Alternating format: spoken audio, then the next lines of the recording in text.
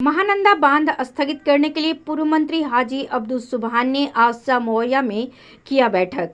महानंदा नदी पर बसने वाला बांध जो महानंदा बेसिन परियोजना है, इस परियोजना को स्थगित करने के लिए बायसी के पूर्व मंत्री सह पूर्व विधायक हाजी अब्दुल सुबहान लगातार अलग अलग पंचायतों में जाकर बैठक कर रहे हैं और लोगों को समझा रहे हैं कि महानंदा बेसिन परियोजना का निर्माण से लोगों को किस प्रकार से नुकसान ही नुकसान होने वाला है।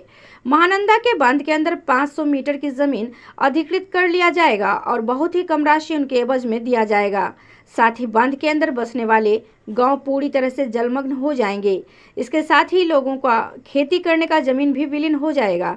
अर्थात इस परियोजना का किसी भी नजरिए से बायसी अनुमंडल मुख्यालय के लोगों को लाभ नहीं है, इसलिए इसे स्थगित करने के लिए लोगों की सहमति होनी चाहिए। इस पर सैकड़ों की संख्या में ग्रामीणों ने समर्थन देते हुए योजना को स्थगित करने हेतु पूर्व मंत्री के इस अभियान को समर्थन देने को तैयार हैं।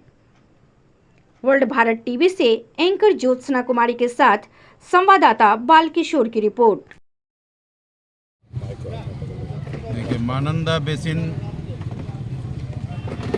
सरकार या कोई लीडर इसकी मांग किया है या सरकार इसको स्वीकृत किया है अगर तो जनहित के लिए किया होगा।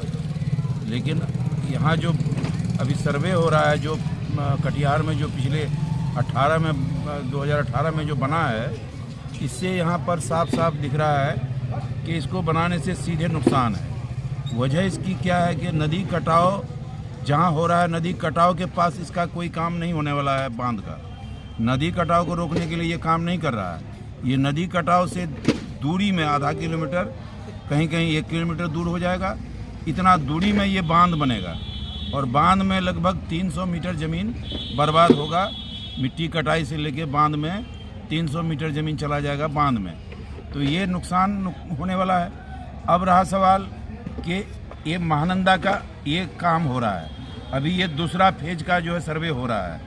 पहला फेज का ये काम हुआ था जिसमें उधर पब्लिक जो है कई जगह बांध को काट दिया, जिससे काफ़ी लोगों को नुकसान हुआ।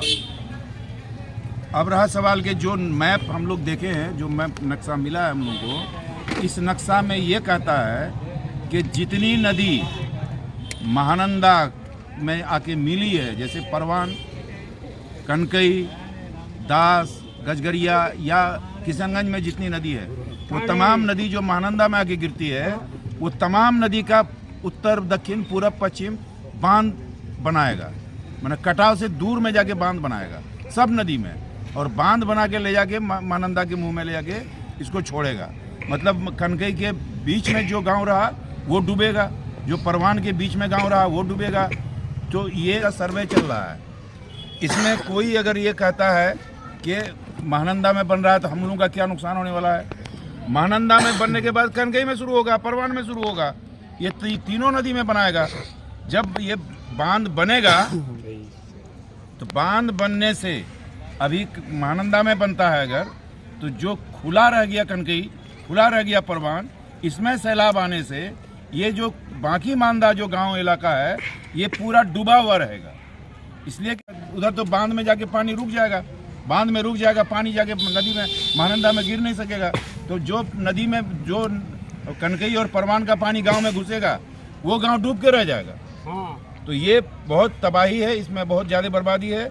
हम लोगों की मांग होगी इसमें कि इस पैसे से या और पैसा लगे, इस पैसे से पूरे नदी के किनारे को बोल्डर पिचिंग कर दिया जाए, पक्का कर दिया जाए।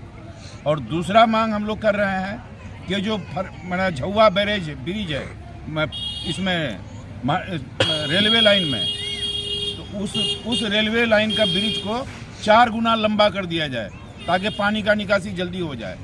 और फरक्का बैरेज में जो फाटक है, बाढ़ के समय में डबल फाटक खोला जाए, ज़्यादा दूना फाटक खोला जाए ताकि पानी जल्दी से जल्दी समुद्र में जाके निकल जाए। तो ये हम लोग की मांग है।